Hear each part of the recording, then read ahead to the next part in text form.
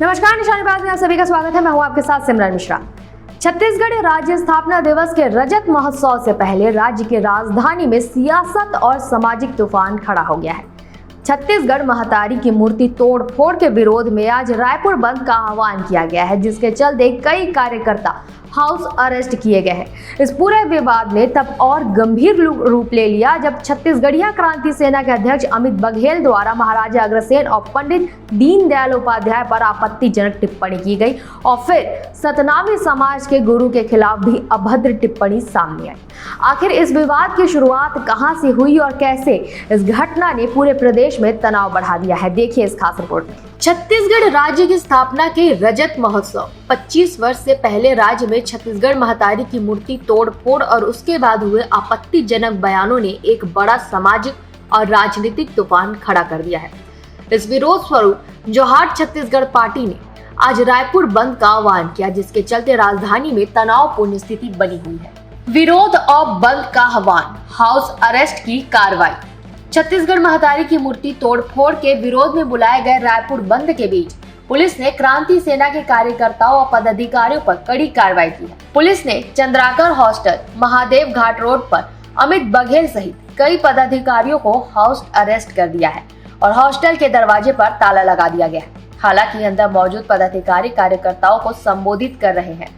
वहीं chamber of commerce ने इस बंद को समर्थन नहीं दिया, जिसके कारण अधिकतर दुकानें खुली हुई है। पर किसी भी अप्रिय घटना से बचने के लिए रायपुर समेत राज्य के कई जिलों में सुरक्षा के कड़े इंतजाम किए गए हैं। आपको बता दें कि जोहाट छत्तीसगढ़ पार्टी ने स्पष्ट किया है कि प्रतिमा को नुकसान पहुंचाना केवल तोड़फोड़ नहीं बल्कि छत्तीसगढ़ की आस्था और अस्मिता पर हमला है और ये बंद शांतिपूर्ण और लोकतांत्रिक तरीके से किया जाएगा। विवाद की जड़, आपत्तिजनक टिप्पणियों की श्रृंखला।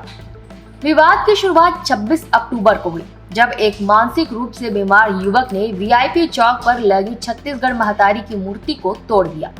इस घटना के विरोध में जब छत्तीसगढ़िया क्रांति सेना ने प्रदर्शन किया, तभी उनके अध्यक्ष अमित बघेल ने अग्रवाल समाज के आराध्य महाराजा अग्रसेन और पंडित दीनदयाल उपाध्याय के खिलाफ बेहद आपत्तिजनक टिप्पणी की। बघेल ने सवाल उठाते हुए कहा कि पंडित दीनदयाल उपाध्याय, श्यामा प्रसाद मुखर्जी, अग्रसेन महाराज की मूर्ति क्यों नहीं टूटती है, उनकी मूर्ति पर पेशाब क्यों नहीं किया जाता है और कौन है अग्रसेन महाराज, चोर है या झूठा है।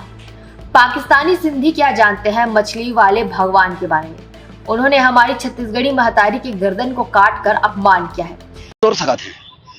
पंडित दीनदयाल उपाध्याय, श्यामा प्रसाद मुखर्जी, अग्रसेन महाराज, एकरमन के मूर्ति काबर नहीं टूटाते, एकरमन के मूर्ति में काबर नहीं मुताते, एकरमन के मूर्ति में अपमान काबर नहीं करते। कौन है अग्रसेन, कौन है, चोरा है, लबरा है, का जानबे। और वो सिंधी, पाकिस्तानी सिंधी, ओकर मन के का है, वो मछली वाला भगवान हमर दाई के गर्दन कतर के अपमान करे। इस आपत्तिजनक बयान के बाद प्रदेश भर में अग्रवाल समाज और सिंधी समाज भड़क उठे। रायपुर, रायगढ़ और सरगुजा सहित कई जिलों में समाज के लोगों ने विरोध प्रदर्शन किया और बघेल के खिलाफ एफआईआर दर्ज करने की मांग की। विवाद ने लिया सांप्रदायिक मोड़, सतनामी समाज के गुरु का अपमान। अमित बघेल की टिप्पणी के बाद विवाद ने एक और संवेदनशील मोड़ ले लिया। रायगढ़ जिले में विजय राजपूत नामक एक सिंधी युवक ने 29 अक्टूबर की रात शराब के नशे में सतनामी समाज के पूज्य गुरु बाबा गुरु घासीदास के बारे में आपत्तिजनक और अभद्र टिप्पणियां कर दी। इसका वीडियो सोशल मीडिया पर वायरल हो गया, जिसके बाद सतनामी समाज में भारी नाराजगी फैल गई। इस वीडियो के वायरल होने के बाद युवक के ऊपर प्रशासनिक कार्रवाई की गई। मंत्री ओपी चौधरी के निर्देश पर पुलिस ने तत्काल कार्रवाई करते हुए आरोपी युवक विजय राजपूत को गिरफ्तार कर लिया। उस पर कई धाराओं और ST/SC एक्ट के तहत अपराध दर्ज किया गया। इसके अलावा सिंधी समाज ने भी आरोपी युवक के कृत्य की निंदा करते हुए उसे समाज से बहिष्कृत कर दिया। इस संवेदनशील मुद्दे पर राजनीतिक बयानबाजी भी तेज हो गई है। कांग्रेस प्रदेश अध्यक्ष दीपक बैज ने अभद्र टिप्पणी करने वाले विजय राजपूत के बहाने भाजपा पर सीधा हमला बोला है। उन्होंने कहा कि रायगढ़ में गुरु घासीदास बाबा पर अभद्र टिप्पणी करने वाले व्यक्ति क्षमा योग्य नहीं है और इस पर बीजेपी को माफी मांगनी चाहिए। साथ ही बैच ने आरोप लगाया कि आरोपी वित्त मंत्री ओपी चौधरी का करीबी है और वो भगवा गमछा पहनने बीजेपी नेताओं के साथ नजर आ रहा है। उन्होंने इस तरह की भाषा का प्रयोग करना अशोभनीय बताया। इस तरह छत्तीसगढ़ महतारी की प्रतिमा पर हुए एक हमले ने राज्य में सामाजिक और धार्मिक संवेदनशीलता को झकझोर कर रख दिया है। जिसके परिणाम स्वरूप 2 अलग अलग समुदायों के पूज्य गुरुओं और महापुरुषों के खिलाफ आपत्तिजनक टिप्पणियों का एक दुर्भाग्यपूर्ण सिलसिला शुरू हो गया है। ये जो तस्वीरें हैं, एक रायगढ़ के विधायक और वित्त मंत्री ओपी चौधरी के बहुत करीबी हैं। ये तस्वीर आप देख सकते हैं और साथ ही इस तस्वीर में देख सकते हैं बाकायदा भगवा गमछा पहने हुए भारतीय जनता पार्टी के कार्यकर्ताओं के साथ बाकायदा साथ में खड़े हुए हैं।